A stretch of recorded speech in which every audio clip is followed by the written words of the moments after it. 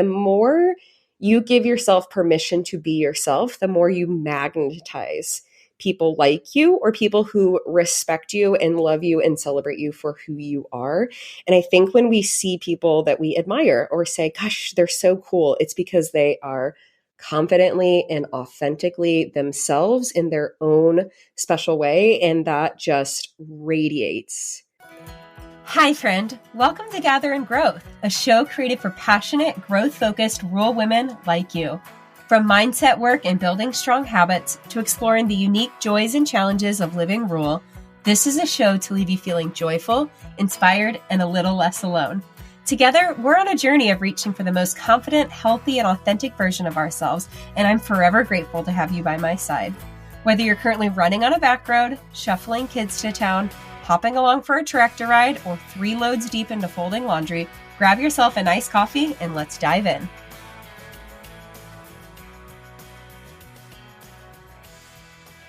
Hi, friends. Welcome back to Gather and Growth. Today, I have such a special treat for you. I am currently sitting on a bed in a house in Branson, Missouri, hours away from the Ascend Retreat kickoff from the most beautiful women who are going to be joining us this weekend. And I am joined by some women who have become dear, dear friends over the past couple of years. And we are just going to record a little coffee chat. We got some questions from Instagram stories from you, and we each threw in some of our own, some serious, some who knows what's in there, honestly.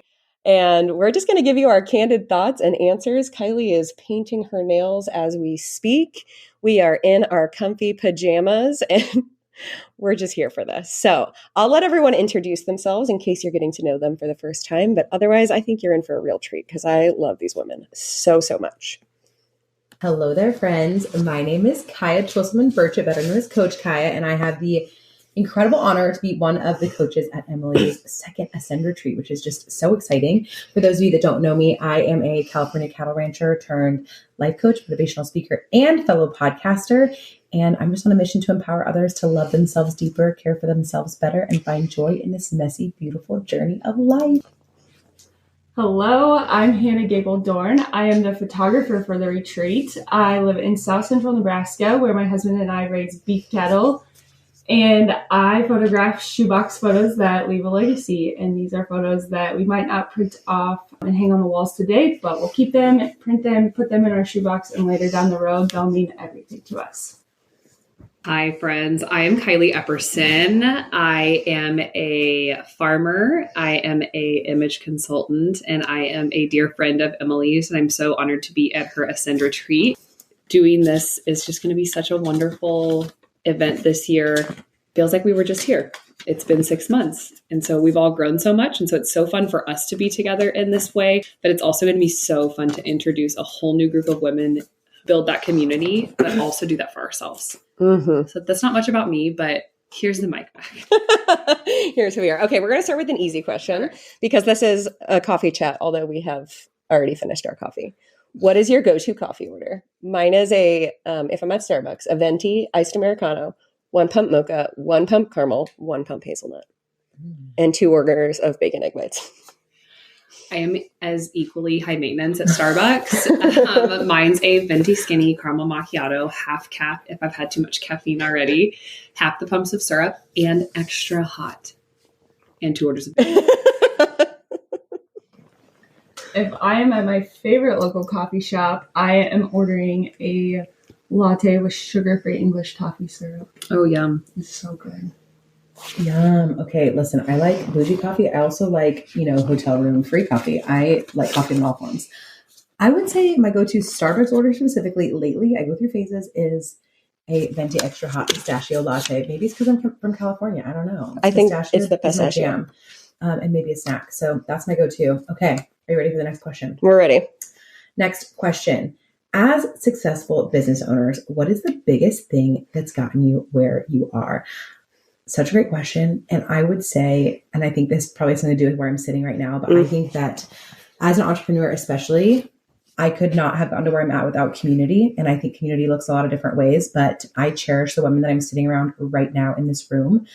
I think that sometimes when we start a business or when we own a business, we think we have to do everything ourselves and know how to do all the things.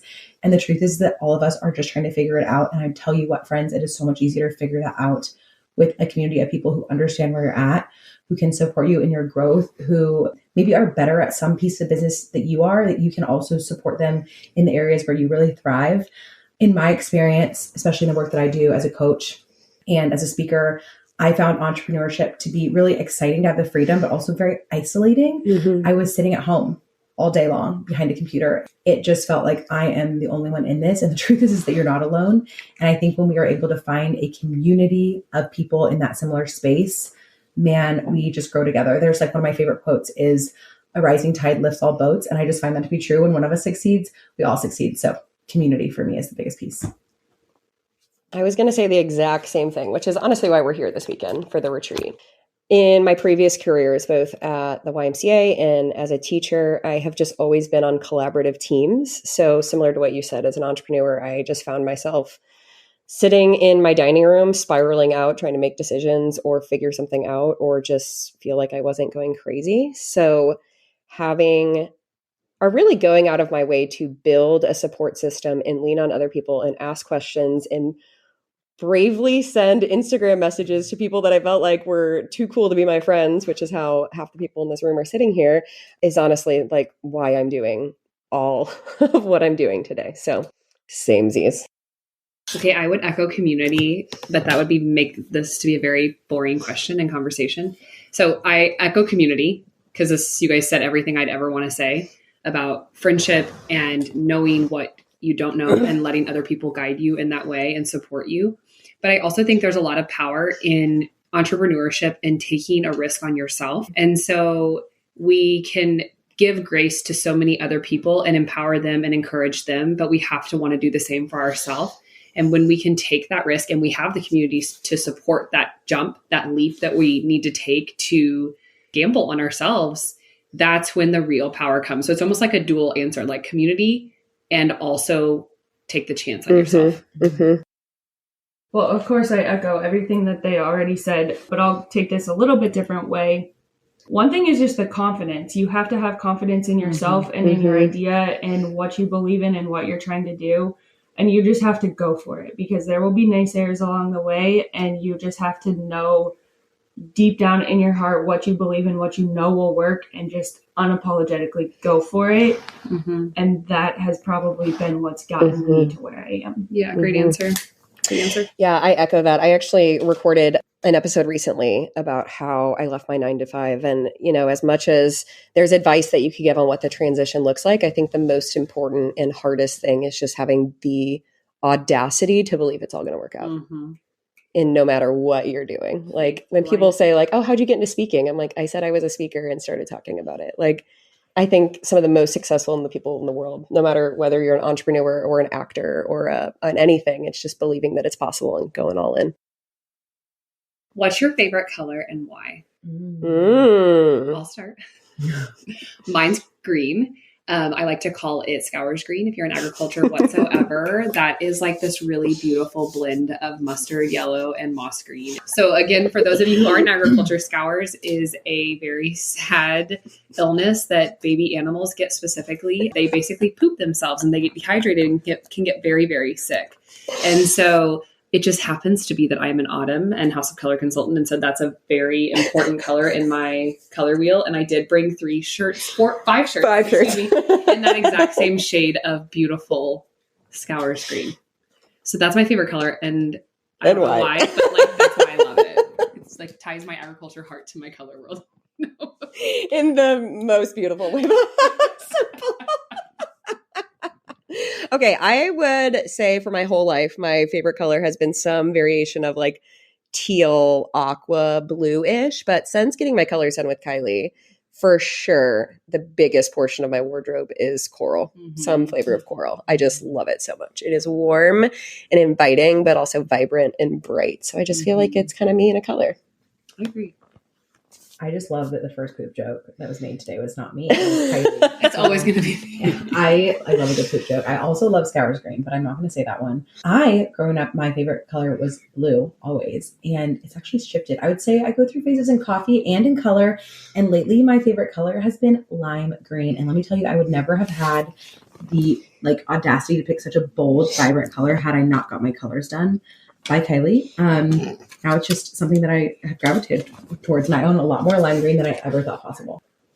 I have always loved purple ever since I was a little girl, and I still love purple, and I always will love purple. Mm-hmm. It's your dye. It's your liver dye. It is. There's something to be said. It's called dopamine dressing right now. That's kind of like a trend. And increasing, I always like to say that I'm happy when I wear my bright, lime, like you said, Kiah, those bright, vibrant colors. You're happy when you wear coral. You're happy when you wear purple. Okay. So I actually think you should just wear whatever color you love. It just matters the shade and the tone. So it's very fun. If dressing in a certain color makes you happy, I am here to live a happy life. Okay, next question. What is a really hard thing you've been through that in hindsight you're grateful for? Oh. Well, I'll go first because I feel like I've talked about this endlessly on the podcast over the last 6 months, but really just what the last 6 months or so of my life has looked like in coming to terms with the fact that I was ready to start healing in a lot of ways that I didn't know that I needed previously, and, ask for help and start going to therapy and doing the work. As I've said, I just feel like I'm in such a clear headspace now that felt impossible months ago. So although it was a journey I never saw coming and was definitely not fun at the time, looking back, I'm really proud of myself and grateful for what it took to get through that. I would say the hard thing that I went through, I think, was my lifetime worth of body hatred. And that sounds terrible because I think that the things that grow us are the things that we wouldn't wish on anybody else. They're the things that we wouldn't choose to do over again, but they're the things that we needed in order to grow. And looking back, I think that my journey with body image and weight struggles, I thought was my curse. And now at this phase in my life, I look back and really see it as one of my greatest gifts because it's afforded me this incredible opportunity to be able to pour into so many other women who are in that struggle right now. So that's a piece that I'm very grateful for now in hindsight. Mine is that my dad had cancer for a big majority of my life and eventually passed away when I was in college. And that was a pretty rough time, very ongoing time. And it's truly shaped my business and why I do what I do. And I'm just so grateful that I can honor him and serve other families through that. I'm going through therapy, like Emily had just mentioned, and that's a big thing that I'm so grateful for. And I have these big milestone things that I thought was such a curse. And I'm now would not be the person that I am. But the one that has shaped me that I'm still really working on is our very first pregnancy ended in a 12-week miscarriage, 10 to 12-week miscarriage. And I remember feeling so devastated. And I still am. I still don't feel like I fully healed from that process.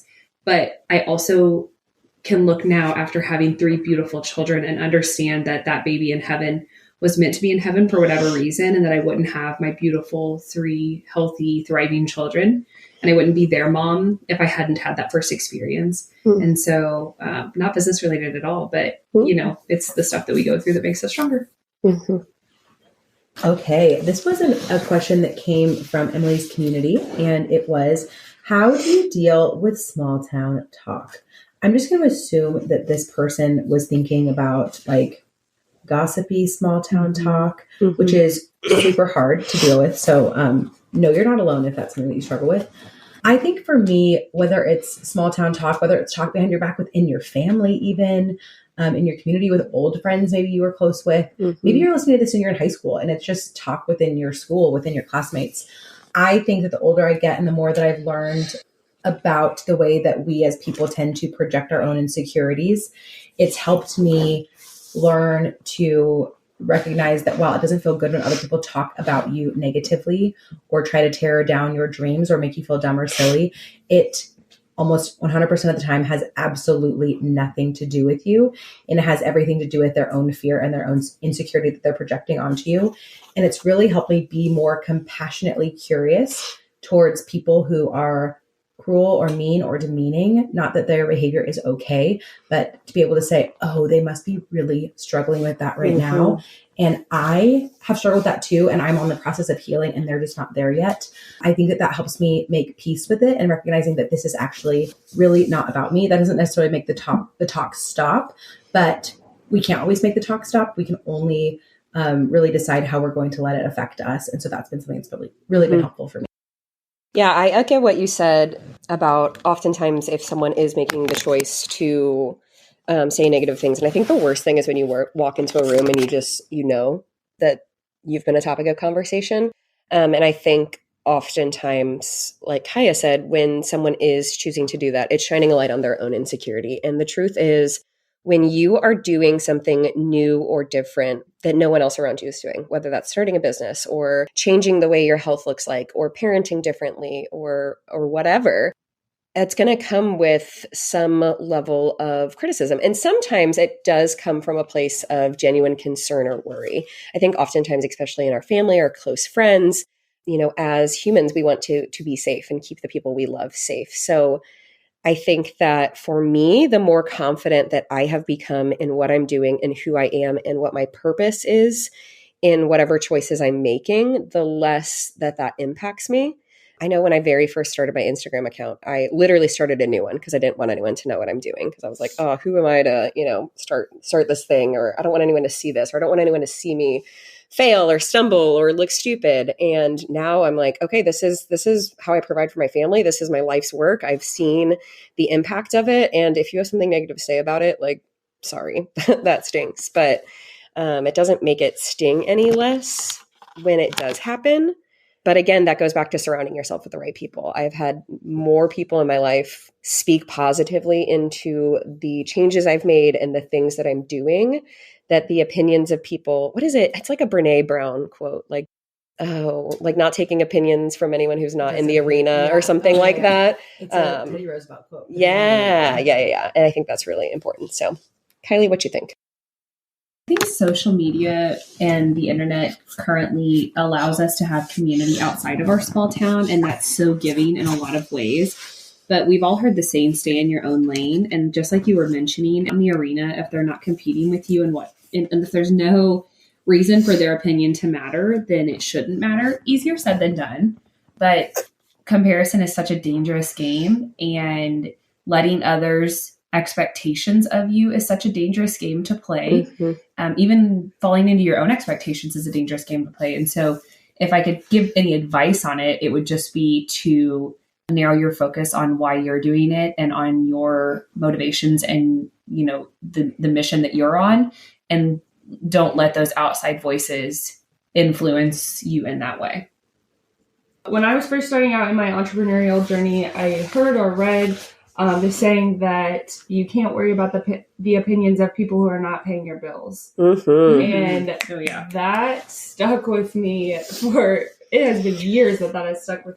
It's so much easier said than actually done. But when you think about that, it just makes it easier to just let it go. I just want to share really quick because I think this quote deserves a moment. This is the Theodore Roosevelt quote. I first heard Brene Brown share it, but it is so good. And this is what it is. It is not the critic who counts, not the man who points out how the strong man stumbles or where the doer of deeds could have done them better. The credit belongs to the man who is actually in the arena, whose face is marred by dust and sweat and blood, who strives valiantly, who errs, who comes short again and again because there is no effort without error and shortcoming, but who does actually strive to do the deeds, who knows great enthusiasms, the great devotions, who spends himself in a worthy cause, who at the best knows in the end the triumph of high achievement, and who at the worst, if he fails, at least fails while daring greatly, so that his place shall never be with those cold and timid souls who neither know victory nor defeat. I get chills when I hear that, and I also will recommend reading the book Daring Greatly by Brene Brown if this quote really resonates with you. All right, next one. We're going to do a fun one. Current go-to pump-up jam. Okay, this is not my typical type of pump-up jam, and I will preface this with I am so very happily married, but currently my favorite jam is Flowers by Miley Cyrus. How very not millennial of you. Not my normal song. Oh my gosh, I made this playlist for my friend Whitney's retreat, and it's been the one that I've been going over and over again. So I really like Dreams by Fleetwood Mac. That's not actually a pump up song, but it just makes me like sway from side to side. Yeah, here you go. You know that one? You say you. Yeah, it's just like, I want to play it right now for you. It just makes me happy.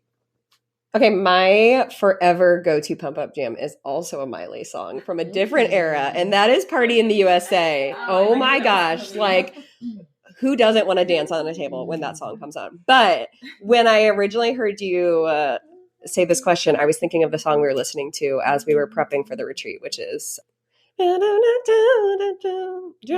I don't want to go home. Yeah, I mean, I don't know that again, I am very happily married, as Hannah said, and that song comes on and I want to turn it up as loud as possible and scream at the top of my lungs. I don't know if it makes me proud or concerned that my niece Cora, who's 4 years old, also loves that song. Drunk and I don't want to go home. Okay, my current pump up song, and this is the one I danced to at the Cultivating Courage conference. It's Meghan Trainor's song, I Love Me. Mm-hmm. It's a vibe, and I've just been really into like self-love anthems lately. I have a whole playlist because I've worked really damn hard to love myself, and so I think music is healing too. Amen.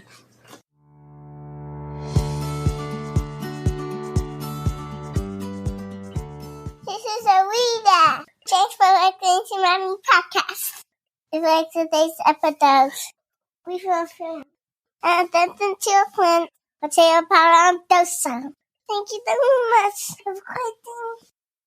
You heard the girl. If you're loving today's episode, we would so appreciate if you leave us a review, share on social, or send it to a friend. Okay, next question.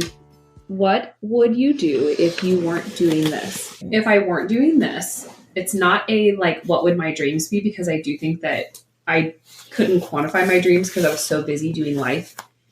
And when I opened up that space for myself, then that was when creativity and hopes and dreams all started flowing, goals, all of that good stuff, which is what we work on here, right? Mm-hmm. At the Ascend Retreat. But if I wasn't doing this, do you know what I would be doing? I would be teaching, or I would be at home with my kids, or I would be doing the farm book work, because I wouldn't, if I didn't take the chance on myself and step outside of that box. Granted, that box was wonderful and it supplied for my family and it was nurturing in its own way, but it wasn't made for me specifically. I was trying to fit myself into a cookie cutter mold that I was never going to fit into. So by allowing myself to like throw the mold away and realize that I can make my own mold, or I could just be this like free form cookie, that then I could actually have the life that I would want. And that's what I'm doing right now. You freeform cookie. Freeform cookie. Oh, God. Okay. If I were not doing what I'm doing now, let me backtrack. So my husband and I have a small cow-calf herd. He started it from scratch and I married into it, and now we are going at it together.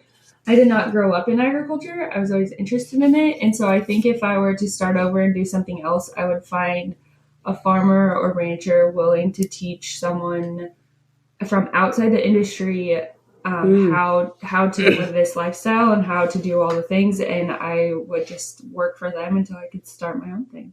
Ooh, if I wasn't doing this, what would I be doing? Sometimes I think that I missed my calling as a theater nerd in high school. I'm surprised you weren't. I wasn't a theater nerd. No, I did FFA and peer leadership and all the other things. And, you can't do all the things. I tried, trust me. I definitely tried. I think I would have really thrived in acting. Meanwhile, I am in the middle of producing a TV show, so maybe I still have a chance to like live out that dream. Full circle. But I feel like I would have really leaned into the arts. Before I started coaching, I did do consulting and graphic design and watercolor illustration.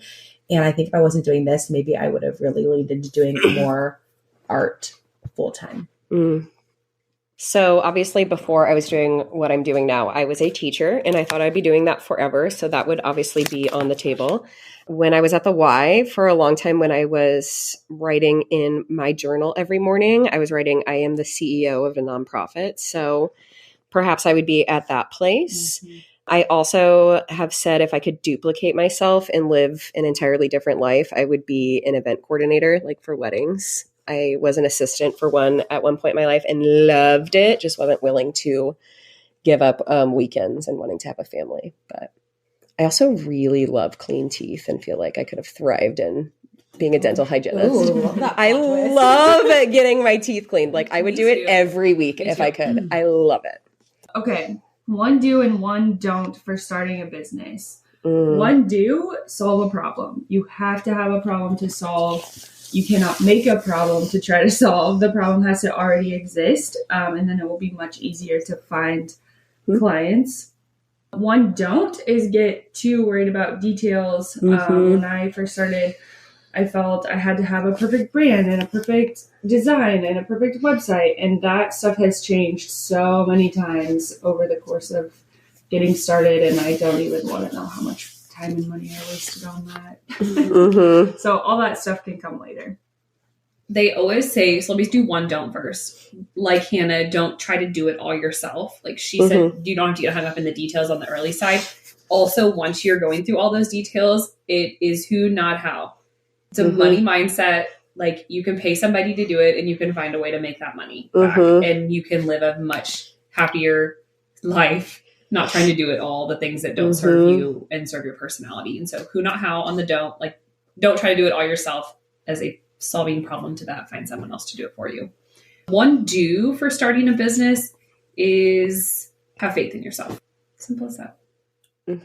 Yeah, I think entrepreneurship specifically is the most forceful form of personal growth. So I think the biggest do is investing in that from the get-go, whether it's joining a mastermind, going to a retreat, reading books, listening to podcasts, going to therapy. Like you have to be willing to confront the parts of yourself that you just don't have to when you are working for someone else, or at least not in the same way. So that is my biggest do.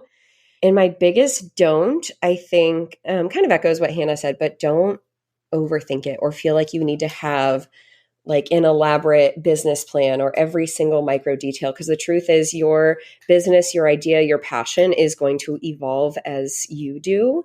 And there's only so much you can predict in the beginning. So I think there's a lot to be said for jumping in and following the breadcrumbs as they lead and opportunities as they come, and being okay with pivoting and changing and, like I said, evolving.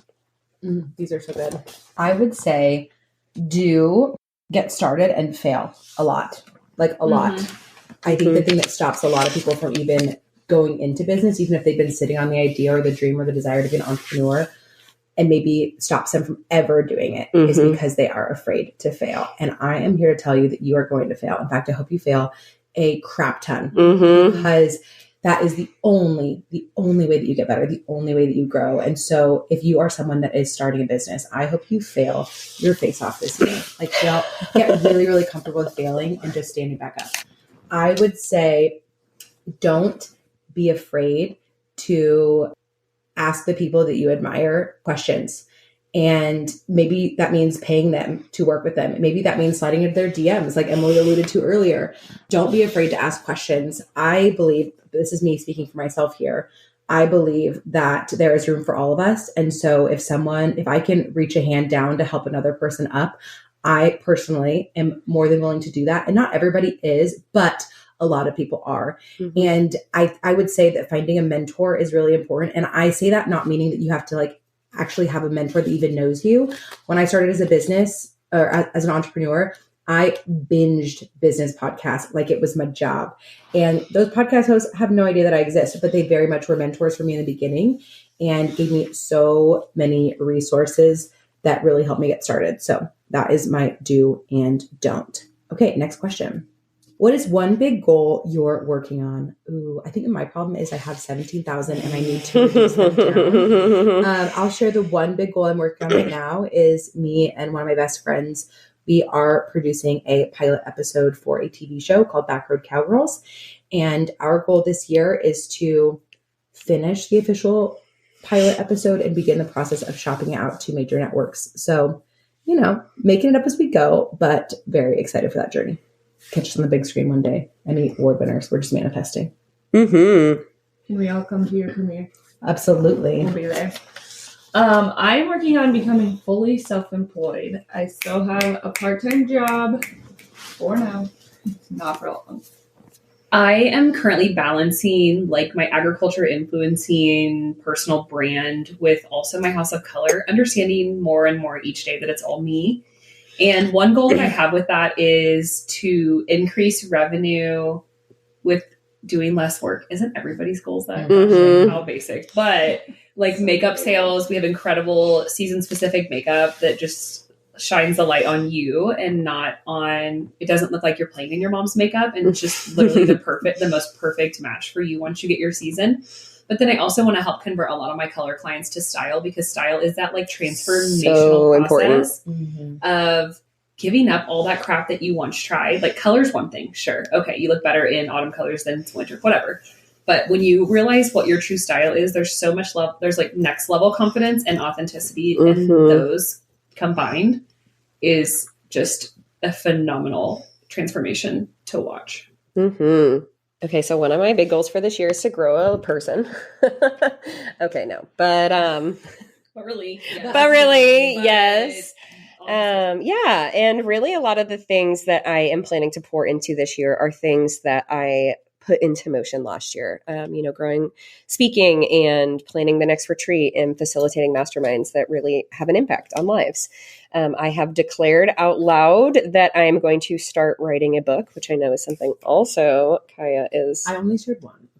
Okay. Well, Kylie and I are going to navigate that journey together. So I am not actively working on that, other than just trying to sort through in my brain, like, how does one even write a book? I mean, obviously, sit down, open your computer, open the Word document, and type words. We'll figure it out together. But yeah, that's a goal. And going back to having the right people around you. I don't remember what month it was. Kylie sent me a picture in Target and said, "Hey, there's an empty spot for your book." And sometimes I think about that because doesn't everyone just need people in their life that see your big dreams, hear you say it out loud one time, and then, gosh, I'm going to cry. Oh my gosh, stop. It's the pregnancy. It's the pregnancy. It's okay. No, it's not. It's not. No, it's not.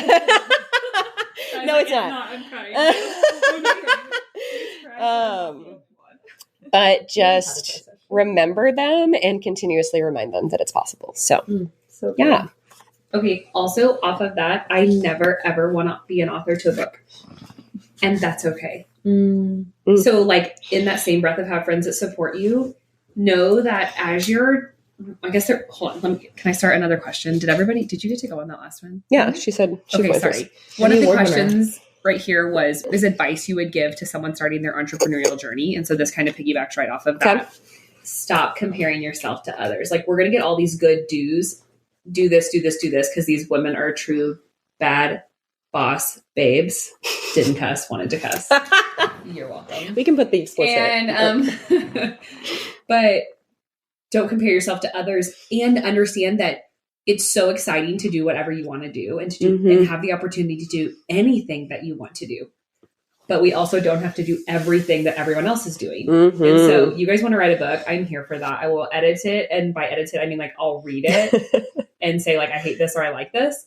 But I have no desire to do that. And that's good with me. But I'm like your cheerleader. And you guys are my cheerleader because you have no desire to sell makeup to people or do all this other stuff. Like, no, I'll just send everyone your way. That's thank you. You already do. You already do. We're working on wearing makeup. Don't compare yourself to others, and like, again, speak your language, which we've already talked about. What's one of your unpopular opinions? I know. Oh go ahead. You have a lot, so go ahead. Yeah, I mean, I'm only going to say one, but like, how long can this podcast be? I could go on for days. She hates crazy. Is that breakfast food is extremely overrated. Oh, no. I'm so hungry and offended. Breakfast food is my all-time favorite. I would eat it any time of the day. Times of the day. Eggs, air fryer, tater tots, and any kind of breakfast meat with ketchup. So my unpopular opinion was going to be ketchup on eggs all the time. Ew. Nobody? My unpopular opinion is that ketchup is the grossest thing on the planet. I hate the smell of it. One time in high school, someone covered my car in ketchup when I was at my boyfriend's house. And I hate ketchup. And mind you, it was also a red station wagon. So, but anyway, I was late. I got home after curfew because we had to clean the ketchup off, and I couldn't help because it makes me want to throw up. That's your next like therapy session is why you hate ketchup. Why did someone do that? I hated ketchup long before that. I have always hated ketchup. My other unpopular opinion was hot coffee is disgusting. So disgusting. I'm so hurt So in this disgusting. conversation. From 2 people that ordered like That's coffee okay. extra More hot. for me, extra hot. Extra hot. Okay. My unpopular opinion is that one of my favorite smells in the entire world. Scours. Not quite. Some people might be just as offended though. Gasoline. No, my favorite smell is burnt hair. And Ew. listen, let me explain why. Barf. Let me explain why. Okay, Yeah. I understand. Some Like, like Hannah knows. But like growing up, I grew up on a cattle ranch, and so like some of my fondest memories were at cattle brandings, and it's like that smell when like smells are connected to your memories stronger than any other sense. Yeah. When I smell that, I'm like, it makes me think of Childhood. my childhood, and it's like obviously I don't want a candle with that scent, but I kind of like it, that smell, which is not most people's usually top least favorite smell. Have you ever seen that YouTube video? It was popular. It's been so long, probably when I was in college, and I won't tell you how many years that was, but it was of this girl, and she was doing a tutorial on YouTube of curling her hair, and she curls it up, and the curling iron got so hot that it singed her hair That's off. happened to me. And she's like, I mean, she's so stunned. I could watch that video over and over again. I'm going to have Emily link it in the... It's so good. funny.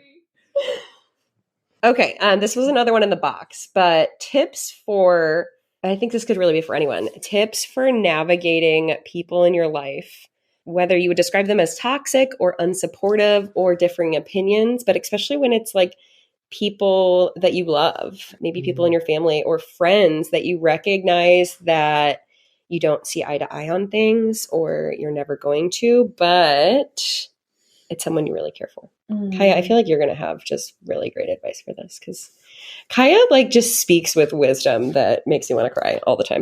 She's the best. Now you have to do something really I know. God, she does this to me. I'm like, I have nothing now. Okay. The first thing that comes to mind with this question is, first of all, I feel you. And I think that a lot of us have examples in our lives of how to navigate this.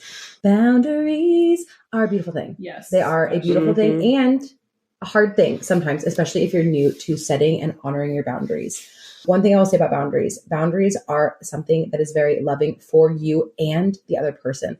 I think what stops us a lot from setting boundaries with people, especially if it's someone in our family that we love that's really toxic, is we are afraid we're going to hurt their feelings or they're going to be offended.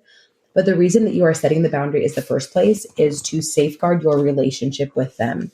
Because if you do not set boundaries with a toxic person, all that's going to do is grow resentment until you basically that relationship completely crumbles and fades. And so you are not responsible for how someone responds to your boundary. You're responsible for creating it and honoring it and also following through with the consequences if it's crossed. And that journey can be a little rocky to navigate, especially if it's a new boundary and they aren't used to you having boundaries. That's going to make them uncomfortable.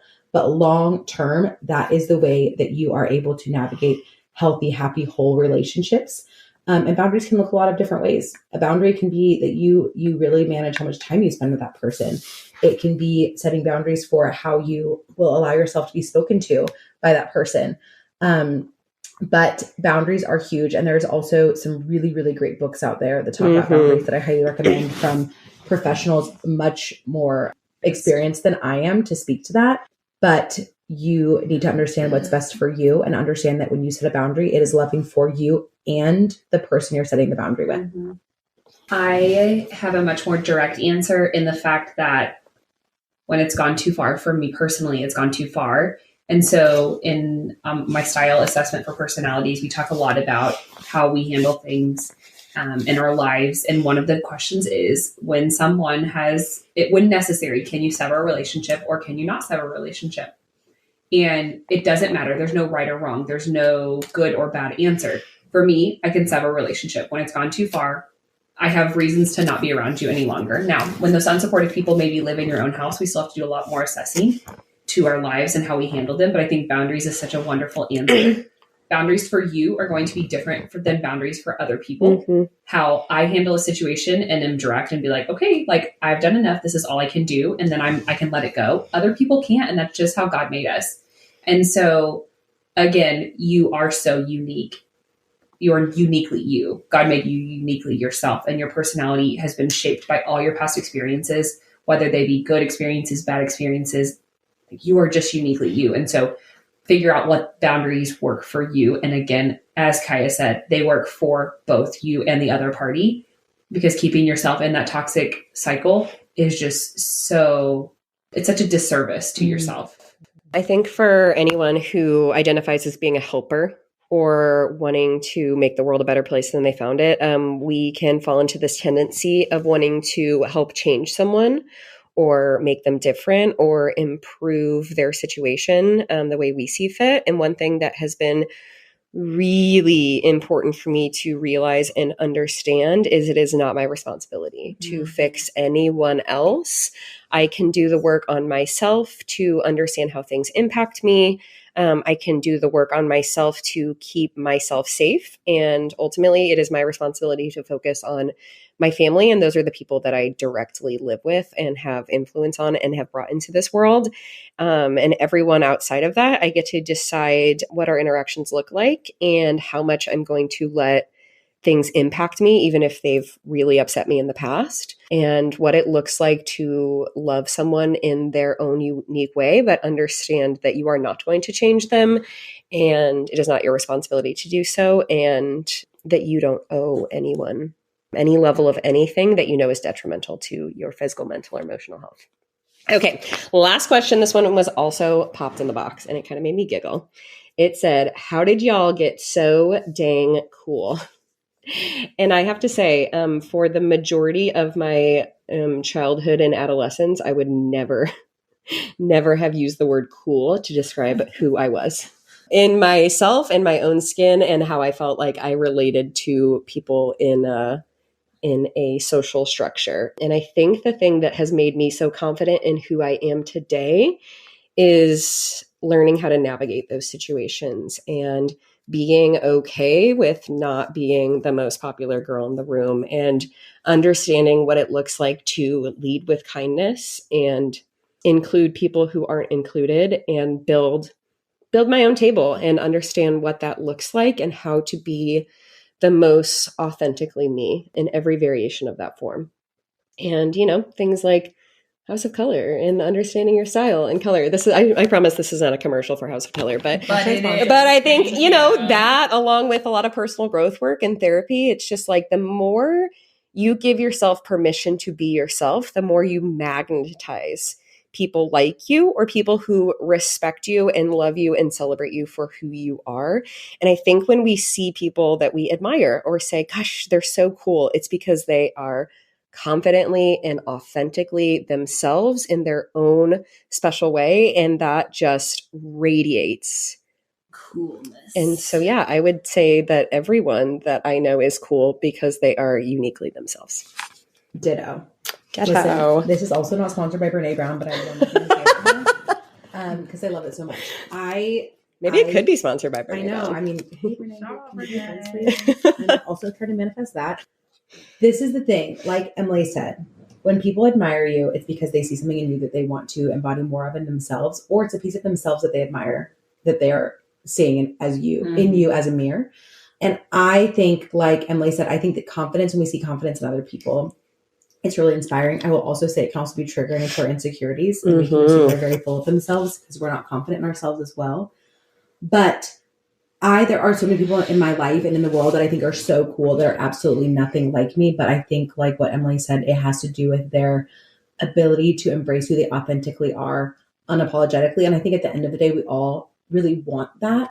There's a quote that I love by Brene Brown. Yes, it is.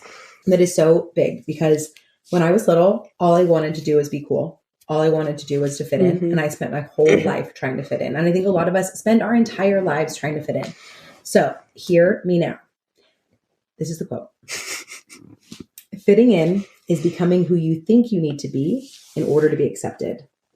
Belonging is being your authentic self and knowing that no matter what happens, you belong to you. And here's the thing. We spend our whole life trying to be cool for other people. But what really makes you cool is learning how to love yourself regardless of what other people think of you. For me, it's been helpful to find my people. Not everyone is going to be your person, and they don't have to be. And you don't have to be everyone's person either. You don't have to change yourself to fit in with a group of people. In fact, you probably shouldn't. And for me, I'm okay with having a smaller friend group, but a higher quality friend group who takes me for who I am and loves me for who I am. I heard a podcast recently. I don't remember who it was. And she had a guest on and we were talking about success and their measure of happiness and how the two shouldn't correlate. So when I'm saying that about being cool is, what does cool even mean? And like we were talking about this expectation or trying to always be cool or be successful or be happy. We are the ones who get to define what that is. And so I would say through my adolescent years, I was always like, I want to be popular and I want to play sports. And I had this idea of who I wanted to be, but I wasn't that.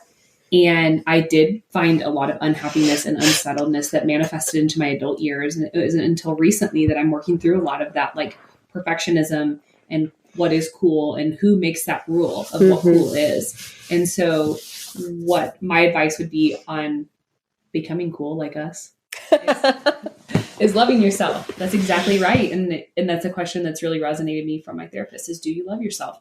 And originally my answer was no, but I'm learning every day to love myself more and more. And so thank you for letting us be on the podcast. What a wonderful treat.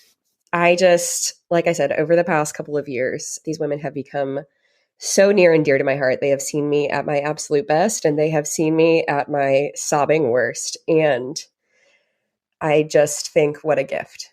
What a gift that that we exist in a time where this is celebrated. I think that a lot of us can relate to growing up being told the narrative that every woman is out to get us or compete with us or squash us or bully us or whatever. And I just imagine what would the world look like if that's not the message that we were told. If we were told that, gosh, I'm going to cry. I should have let someone else like wrap this up, but I know, I'm sorry. But what would it look like if we lived in a world where we're telling girls that women are their sisters and are there to build each other up and to celebrate uniqueness?